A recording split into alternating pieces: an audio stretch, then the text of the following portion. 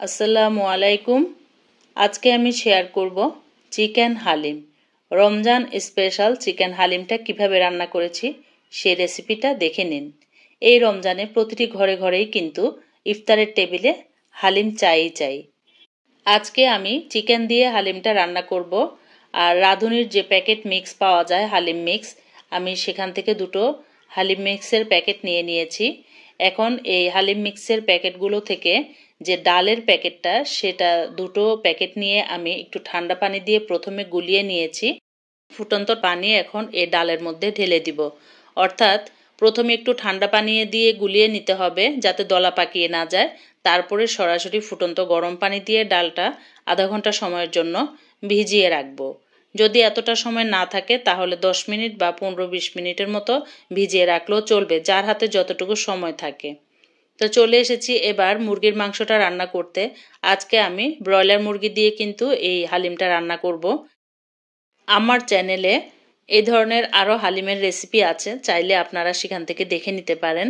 তো চুলায় একটি ফ্রাই প্যান দিয়ে পরিমাণ মতো তেল দিয়ে বেশ কিছু পেঁয়াজ কুচি দিয়েছি আর কিছু গরম মশলা এবং তেজপাতা দিয়ে হালকা ব্রাউন কালার করে নিব। ব্রাউন কালার করে নিতেই হবে, তা না হলে কিন্তু মাংসের ফ্লেভারটা ভালো আসবে না। তো দেখতেই পেয়েছেন ব্রাউন কালার হয়ে গিয়েছে। এবার আমি 1 টেবিল স্পুন আদা বাটা আর রসুন বাটা দিয়েছি আর পরিমাণ মতো লবণ দিয়ে দিয়েছি। এবারে আমি ফার্মের মুরগির একটা মুরগির নিচের অংশটা অর্থাৎ রানের অংশটা পুরোটাই দিয়েছি আর বুকের মাংসটা আমি রেখে দিয়েছি অন্যান্য ইফতারের আয়োজনগুলো তৈরি করব, সেগুলো আপনাদের সাথে রেসিপি হিসাবে আমি শেয়ার করব। তো দেখতেই পাচ্ছেন মাংসগুলো কিন্তু আমি ভেজে নিচ্ছি। এভাবে বেশ কিছুক্ষণ ভেজে নেওয়ার পরে আমি গুঁড়ো মশলাগুলো মিশিয়ে নিব। একটি পাত্রে সামান্য পানি নিয়ে 1 টেবিল স্পুন করে গুঁড়ো মশলাগুলো অ্যাড করে দিচ্ছি, অর্থাৎ পানিতে গুলিয়ে নিচ্ছি। 1 টেবিল স্পুন দিয়েছি হলুদের গুঁড়া, 1 টেবিল স্পুন দিয়েছি জিরা এবং গরম মশলার গুঁড়া, 1 টেবিল স্পুন দিব ধনিয়ার গুঁড়া আর 1 টেবিল স্পুন দিব মরিচের গুঁড়া। এই মশলাগুলো আপনারা আপনাদের উপকরণের পরিমাণ অনুযায়ী দিবেন। আর যেহেতু হালিম রান্না করব, এক্ষেত্রে কিন্তু একটু মশলার পরিমাণ বেশি দিতে হবে। তারপরেও কথা আছে, ব্রয়লার মুরগিতে কিন্তু একটু মশলার পরিমাণটা বেশিই দিতে হয়, আপনারা সবাই কিন্তু কম বেশি জানেন। তো এখন মাংসটাকে খুব ভালো করে কষিয়ে নিতে হবে। চুলাটা মিডিয়াম থেকে একটু লো আঁচে রেখে মাংসটাকে এমনভাবে কষিয়ে নিতে হবে যাতে করে ব্রয়লার মুরগিটা কষানোর মধ্যে সিদ্ধ হয়ে যায়, আলাদা কোনো পানি যেন আমাদেরকে ব্যবহার করতে না হয়। দেখতেই পেয়েছেন মাংসটা কিন্তু আমার কষানোর মধ্যে সিদ্ধ হয়ে গিয়েছে, আমি নামিয়ে নিয়েছি। আর এখন আমি আরেকটি পাত্র দিয়ে হালিমের যে ডালটা ভিজিয়ে রেখেছিলাম সেই ডালটা চুলায় চড়িয়ে দিয়েছি। রেসিপিটি ভালো লাগলে অবশ্যই আপনারা একটি মূল্যবান মতামত রেখে যাবেন। আপনাদের একটি মূল্যবান মতামত আমাকে অনেক উৎসাহিত করে পরবর্তীতে আরেকটা নতুন কন্টেন্ট তৈরি করার জন্য। আর এই হালিম রেসিপিটি আপনারা কিন্তু সোনালী কক বা দেশি মুরগি দিয়েও তৈরি করতে পারেন, অসাধারণ লাগে। হালিমের ডালটা সিদ্ধ হয়ে গিয়েছে পুরোপুরি। এবার মাংসগুলো আমি অ্যাড করে দিয়েছি আর মাংসগুলো দিয়ে এখন একটু ভালো করে মিশিয়ে নিতে হবে, অর্থাৎ উল্টে পাল্টে নাড়াচাড়া করে দিতে হবে। বাস, হালিম তো প্রায় রান্না শেষ আমার। এবারে শুধু একটা ফোড়ন দিয়ে নেবার পালা। হালিম যদি পাত্রের তলানিতে লেগে যায় তাহলে কিন্তু অসম্ভব খারাপ একটা গন্ধ লাগে, সেটা খেতে ভালো লাগবে না। তাই এই সময়টাতে কিন্তু দাঁড়িয়ে থাকতে হবে হালিমটা রান্না করার সময়। বেশ কিছু কাঁচামরিচ দিয়ে দিয়েছি আর শেষ সময় এসে কাঁচামরিচটা দিলে অসাধারণ একটা ফ্লেভার পাওয়া যায় হালিম থেকে।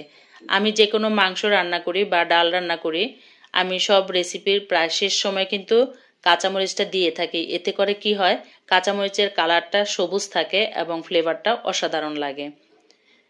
আমার হালিম রান্না একদম কমপ্লিট হয়ে গিয়েছে। এবার চুলায় একটি কড়াই দিয়ে বেশ কিছু তেল দিয়ে আমি 5টি শুকনো মরিচ ভেজে নিয়েছি।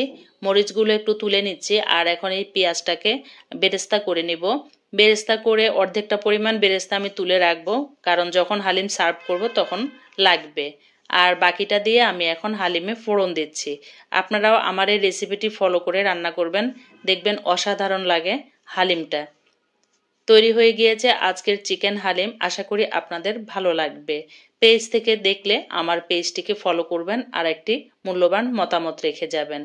আর আমার ইউটিউব চ্যানেল থেকে দেখলে চ্যানেলটিকে সাবস্ক্রাইব করে পাশে থাকা বেল অপশনটি প্রেস করে দিবেন।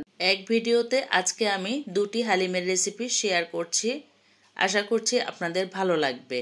প্রথমে আমি দেখিয়েছি ব্রয়লার মুরগি দিয়ে চিকেন হালিম। এবারে আমি দেখাবো আপনাদেরকে দেশি মুরগি বা সোনালী কক মুরগি দিয়ে চিকেন হালিম।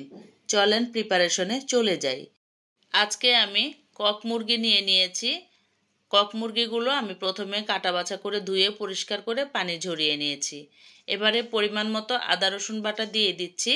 আপনারা আপনাদের মুরগির পরিমাণ অনুযায়ী আদা রসুন বাটাটা দিবেন। আমি 1 টেবিল স্পুন করে দিয়ে দিয়েছি, যেহেতু আমার এখানে একটি মুরগি। তো এখানে যে হালিমের মশলাটা আছে সেটা পুরোটা দিয়ে দিয়েছি। লবণ দিয়ে দিয়েছি পরিমাণ মতো সরিষার তেল দিয়ে মাংসটাকে মাখিয়ে নিব। এভাবে মাখিয়ে আমি ম্যারিনেট হবার জন্য আধা ঘন্টা সময় রেখে দিব। যেহেতু মুরগির মাংস দিয়ে আমি হালিম তৈরি করছি, সেহেতু ম্যারিনেট হবার জন্য কিছুটা সময় কিন্তু রেখে দিতেই হবে। আর যদি সময় না থাকে সমস্যা নেই, মাংসটা তাহলে আপনারা চুলায় রান্না করে নেবেন, তারপরেই হালিমটা তৈরি করে নেবেন। এবারে আমি হালিমের যে ডালের মিক্সটা আছে সেটা গরম পানি দিয়ে ভিজিয়ে রাখবো। চুলায় আমি পানি ফুটিয়ে নিয়েছি, আর এই ডালের মিক্সটাকে এখন আমি ফুটন্ত পানি দিয়ে ভিজিয়ে রাখবো। এটাও আমি আধা ঘন্টা সময়ের জন্য ভিজিয়ে রাখবো। তার আগে প্রথমেই আমি কি করেছি, একটু ঠান্ডা পানি দিয়ে গুলে নিয়েছি। ঠান্ডা পানি দিয়ে যদি না গুলে নেই তাতে কি হয়, দলা পাকিয়ে যেতে পারে। তো এবারে আমি ডালটাকে একটু সিদ্ধ করে নিচ্ছি সামান্য লবণ দিয়ে। চাইলে আপনারা এটা কিন্তু সরাসরি ভিজিয়ে রেখেও রান্না করতে পারবেন। তো যদি একটু ভিজিয়ে রেখে তারপর এভাবে সিদ্ধ করে নেন, তাতে করে ডালটা ভালোই সিদ্ধ হয় এবং হালিমটা যত বেশি সিদ্ধ হবে তত কিন্তু খেতে সুস্বাদু হবে। এটা আপনারা সবাই কম বেশি রান্না করতে পারেন, তবুও আমি যেভাবে রান্না করি সেই প্রসেসিংটা আপনাদের সাথে শেয়ার করেছি। তো এভাবে আমি এখন ডালটা সিদ্ধ করে নামিয়ে রাখবো, আর ওদিকে কিন্তু আমার মাংসটা আমি চুলায় দিয়ে দিব। এই রেসিপিটা আপনারা সোনালী মুরগি বা দেশি মুরগি দিয়েও করতে পারেন। সোনালী মুরগি দিয়ে করলে একটু তাড়াতাড়ি হবে, আর দেশি মুরগিটা দিয়ে রান্না করলে একটু সময় লাগবে। কারণ আপনারা সবাই কম বেশি জানেন দেশি মুরগিটা সিদ্ধ হতে কিন্তু সময় লাগে। এবারে বেশ কিছু পেঁয়াজ কুচি আমি এখন বেরেস্তা করে নিচ্ছি, আর এই বেরেস্তা করে আমি কিছুটা তুলে রাখবো। কিছুটা তুলে রেখে তারপরে বাকি পেঁয়াজটুকুর মধ্যে, অর্থাৎ বাকি পেঁয়াজটা যে ব্রাউন কালার হয়েছে তার মধ্যে চিকেনের অংশগুলো দিয়ে কষিয়ে নিব। এই যে দেখতেই পাচ্ছেন আমার কিন্তু বেরেস্তা তৈরি হয়ে গিয়েছে। এই বেরেস্তা এখান থেকে কিছুটা আমরা হালিম দিয়ে খাওয়ার জন্য তুলে রাখবো। আর বাকিটার মধ্যে এই যে মাংসটা দিয়ে দিয়েছি, দেখতেই পাচ্ছেন। এখন এই মুরগির মাংসগুলোকে আমি খুব ভালো মতো কষিয়ে নিচ্ছি। যত বেশি কষাবেন তত বেশি কিন্তু সুস্বাদু হবে। আপনারা কম বেশি সবাই জানেন যে কোনো রেসিপি আমরা মাছ বা মাংস রান্না করি না কেন, সেক্ষেত্রে যত বেশি কষাবো ততই কিন্তু সে মাছ বা মাংসটা বা তরকারিটা অনেক সুস্বাদু হবে। তো এই কষানো থেকেই কিন্তু সব কিছুর টেস্ট বেড়ে যায়, এটা আপনারা কম বেশি সবাই জানেন। এভাবে উল্টে পাল্টে আমি বেশ খানিকক্ষণ সময় ধরে কষিয়ে নিব। ঢাকা দিয়ে দিয়েছি, ফিরে এসেছি ঠিক 10 মিনিট পর। 10 মিনিট পরে ঢাকনা খুলে দেখাচ্ছি আপনাদেরকে মাংসের গায়ের থেকে কিন্তু পানি উঠে এসেছে। এবারে এই পানিটা কষিয়ে নেবার পালা, অর্থাৎ এই পানিটা সহ মুরগির মাংসটাকে খানিকক্ষণ সময় ধৈর্য ধরে কষিয়ে নিতে হবে। আমি কিন্তু একটা কথা আপনাদের সবসময় বলে থাকি, রান্না হচ্ছে একটা শিল্প।